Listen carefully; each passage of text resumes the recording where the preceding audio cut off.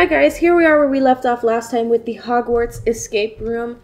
And if you haven't seen the previous videos, I definitely recommend you go watch those before you watch this one. Basically what we're doing here is we are playing a online Hogwarts escape game where it's an escape room themed around Harry Potter and the Wizarding World and all of that good stuff. And it's really fun.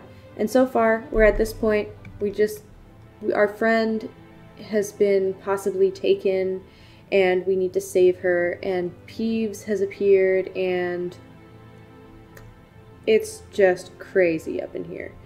So if you're interested in plot, definitely go check out the last 2 episodes. If you're not, I suppose you could watch from here. So the gargoyles stop screaming and you and your friends successfully walk through the long corridor. At the end, you find another door. This one appears to be unlocked. You walked around the room multiple times before you find an earring in the shape of a daisy. Wait, that's the same one Leonora was wearing the first night when you entered Hogwarts. You and your friends try every door in this new corridor, but you find nothing but empty classrooms. With a bad feeling in your stomach, you and your friends decide to go back to your common rooms. Maybe she will turn up fine the next day, you think to yourself that night in bed. Surely the professors would notice a missing student.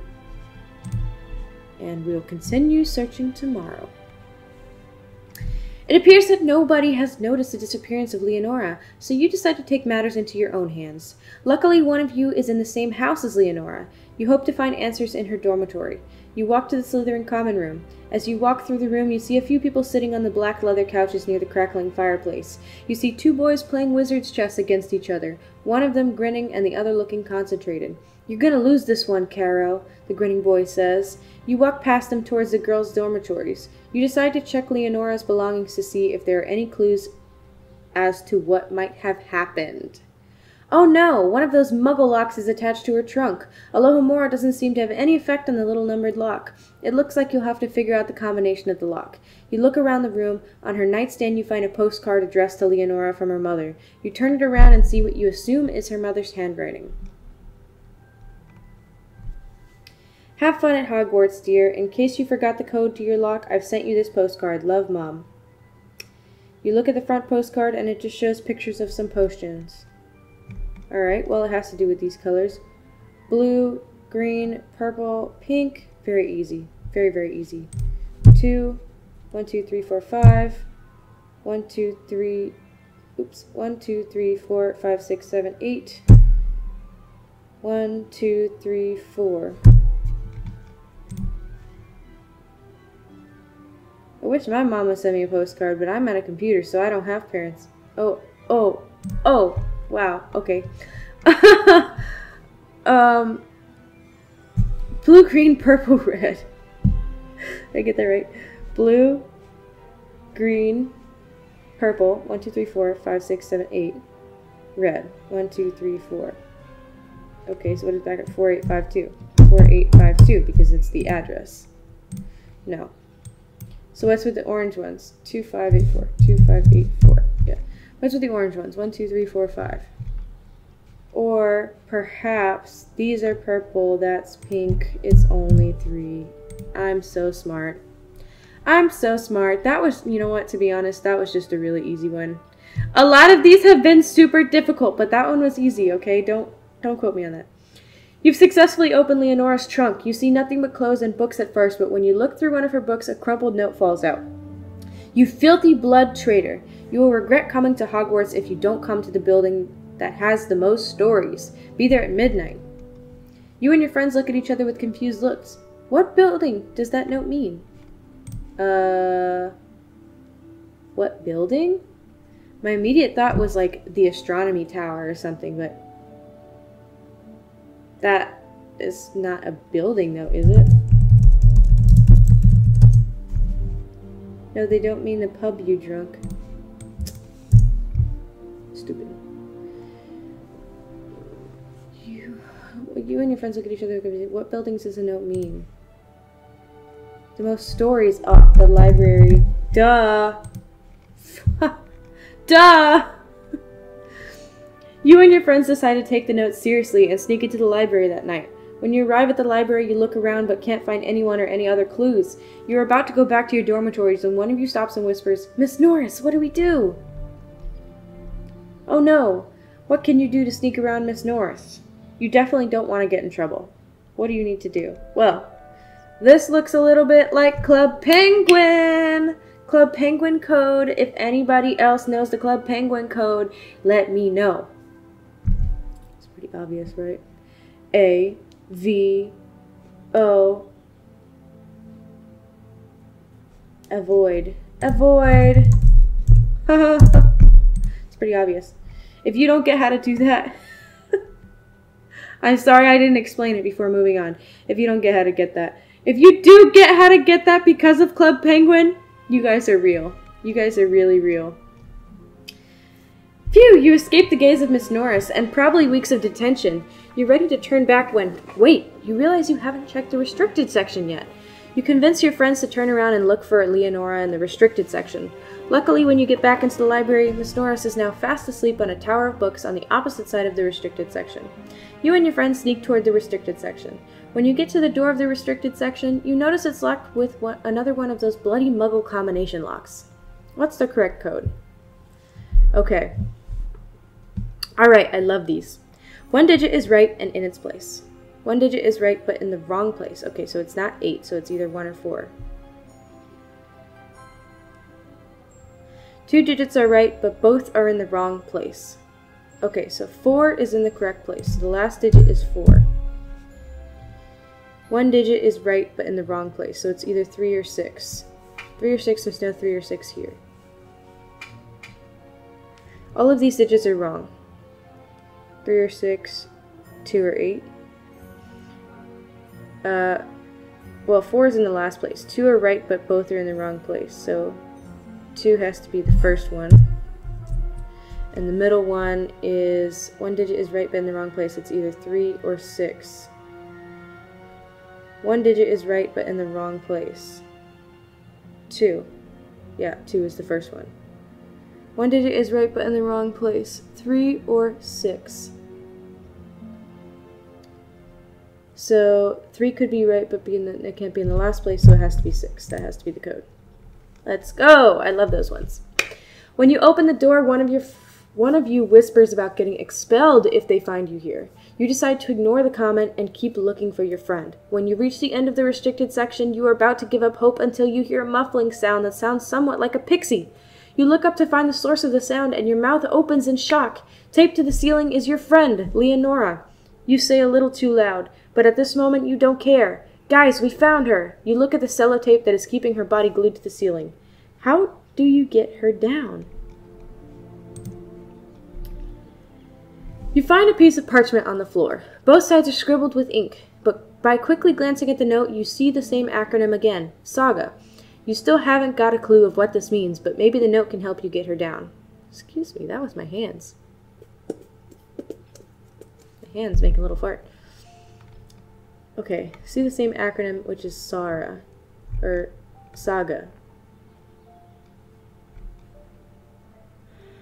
Okay. You look to your left and see that there is indeed a box next to you. Sadly, the box is also locked with the combination. Will it ever end? Okay, what's the 6-digit code? 6-digit code? Saga, let's see. Poor Leonora, all alone, tied to the ceiling of the restricted section. Do you really think you'll be able to save her? What an absolute waste of time. You better find a counterweight to get her down, or this will end in a disastrous misevent. But you don't even know everything about her. Is she even trustworthy? Is she really worth it to risk your life? The four-eyed blood trader deserves to be up there. Damn, you don't have to make a comment about her having glasses. Come on. The uncanniness to a house elf is unbelievably funny. There could be something in this box to help you, but I won't just give you the key. That won't be fun. So try to solve this riddle or you'll never get her down. None of it rhymed. That was kind of upsetting to me. Oh! All alone, tied to the ceiling. Well, this is what I assumed, right? Because this is 4. Right? All alone. Okay, 1. Gotcha. 8. 8. Haha. Miss Event. 7. 7! Ha! I was wondering, like, how they were gonna fit, like, 7 or something. One of those words in there. 2. This is so clever. This is what I was thinking that it was going to be like, something like this, but I don't know, I didn't look hard enough into it. Is she really worth it to risk your life? The four-eyed, obviously. Uncanniness, maybe? 9. Pretty easy, actually, now that I think about it. Well done. You and your friends are one step closer to helping Leonora. Inside the box is another note. Whoever did this to Leonora sure has enough time on their hands. You pick up the note and immediately recognize the recipe for Polyjuice Potion. What could this have to do with saving Leonora? You scan the note for hidden clues. Polyjuice Potion. 1 dried leech. Okay. What's this note referring to? D. Oh, the letter. Obviously. Ha! D. 1, 2, 3, 4, 5, 6, 7, 8, 9, 10, 11, 12. I. 1, 2, 3, 4, 5, 6, 7, 8, 9. 1. 1, 2, 3, 4, 5, 6, 7, 8, 9, 10, 11, 12, 13, 14, 15, 16. 1, 2, 3, 4, 5, 6. 1, 2, 3, 4, 5, 6, 7, 8. 1, 2, 3. Defendo! Of course! Defendo! I could have known that. I play Hogwarts Legacy. I know that spell. But of course, you can use Defendo to cut her down from the ceiling. Your friends get ready to catch her as you try to cut the sellotape with Defendo. It takes a few tries since the spell is normally taught in the 2nd year, but your wish to help Leonora gives you all the magic strength you need. Leonora, are you okay? You ask her once you and your friends get down safely. Those little... Yes, I'm fine. Thank you guys for finding me. I don't know what I would have done if it wasn't for you guys, Leonora says while she's smoothing out her clothes. Who did this to you? You ask her, ready to fight whoever could do such a thing. I don't know, she answers. They blurred my vision with some sort of spell, and I could only hear the voices. She continues to explain about the note that they were waiting for her at the library and how they were calling her blood traitor and a murderer. As you walk her to the Slytherin common room, you ask her what all of this could mean, but she says she has little idea as you. It stays quiet for a few weeks apart from some childish pranks. A dead stinky fish in her sock drawer, some more threatening notes, and a bed drenched in water from the lake. After you find out her fingers have turned black and blue because someone put mouse traps in her trunk, you decide it's enough.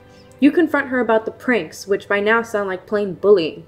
Leonora refuses to talk to her prefect. She says it'll just blow over if she keeps ignoring it. You're not so sure. However, when you bring it up to Leonora, she tries to change the subject as quickly as possible. You decide to let it go for now, but it still doesn't sit well with you. One thing is for sure, whoever's doing this to her has access to the Slytherin common room and girls' dormitories. Halloween comes around the corner, and even Leonora seems more like herself the past couple days. You secretly hope that the bullying has stopped. The Great Hall is decorated with more than you and your friends could have imagined. 1,000 live bats fly over the 4 tables that have gold plates on them. There are floating pumpkin candles everywhere you look. You sit down at your house table thinking this would have to be the most amazing thing you have ever seen. But then the food appears on the golden plates and the decoration drifts to the back of your mind. You eat all of your favorite food and chat away happily with the people from your house. A week after Halloween, you notice that Leonora has been getting more and more quiet again. You and your friends are starting to get worried about her. You guys decide to do something about it, whether Leonora agrees to it or not. It's time for potions lesson, so you walk to the dungeons. When you enter the classroom, you see the forgetfulness potion written on the board in chalk. You and Leonora have been doing really well in this class, so you are surprised to find that she has a new partner today.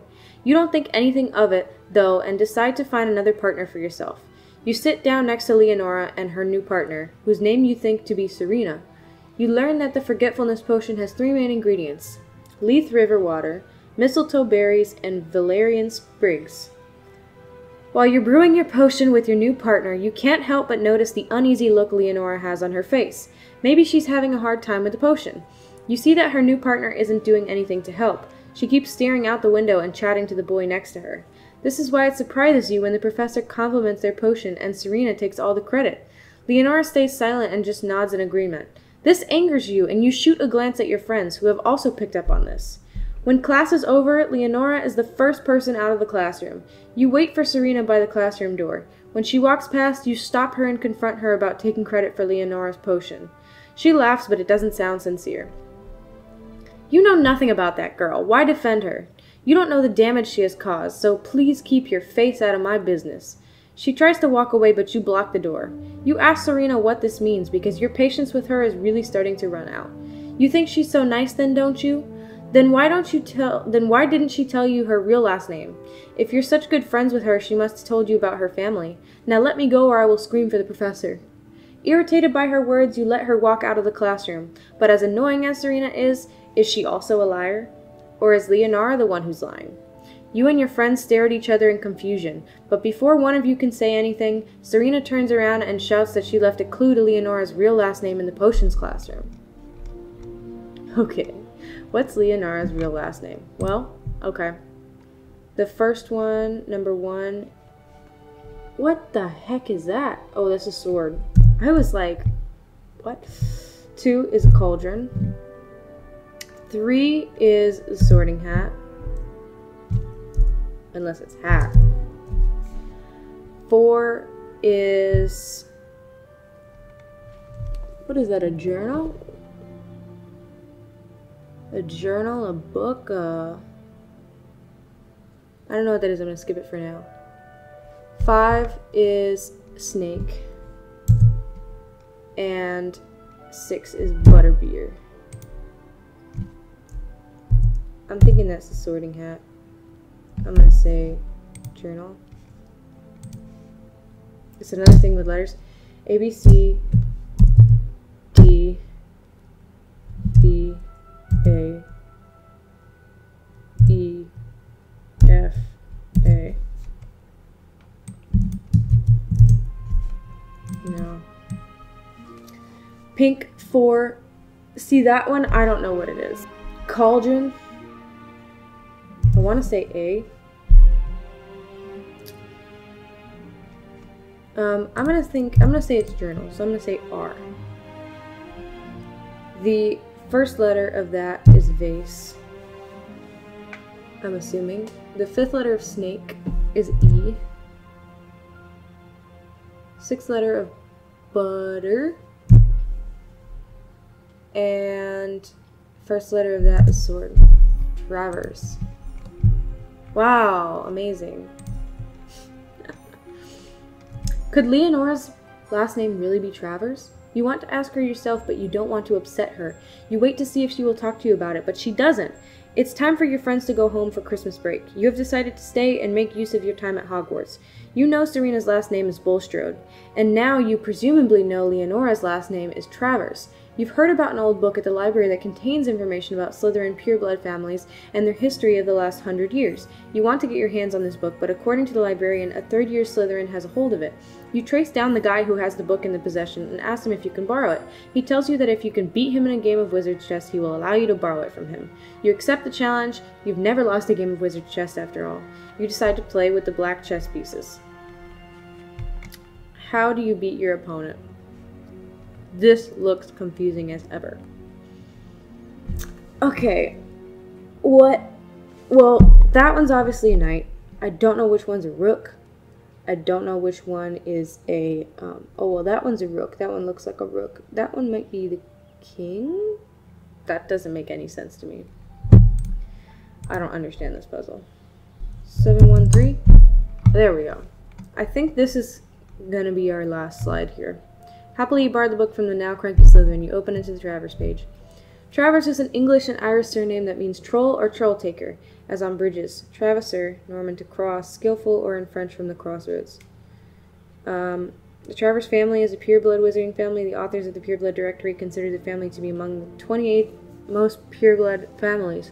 The family is known for its active part of Voldemort's Death Eaters, active during the Second Wizarding War in 1995. However, they have since been known to leave those beliefs behind.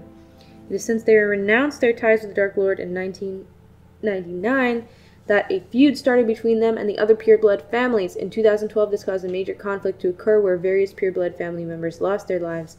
An example of this is the Bulstrode and Carroll family. Interesting. Martha Everins, Charles Travers, Amelia John, Frank Ruth, Leonora, Edmund, and Theodore. Interesting. Dun dun dun! And we're going to look at the rest of this. And then we're going to end this episode.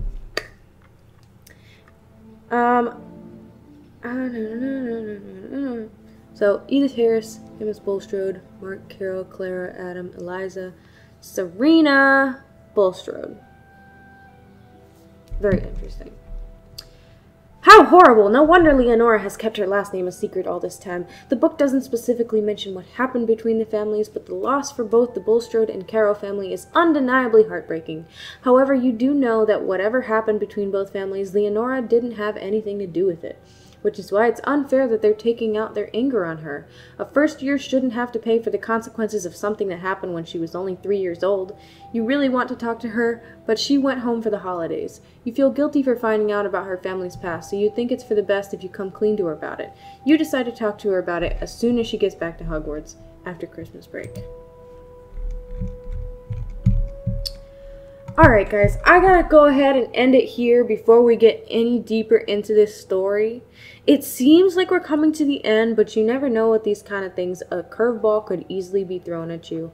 So definitely stay tuned to see what happens in the next episode and to see if we finish this story or not.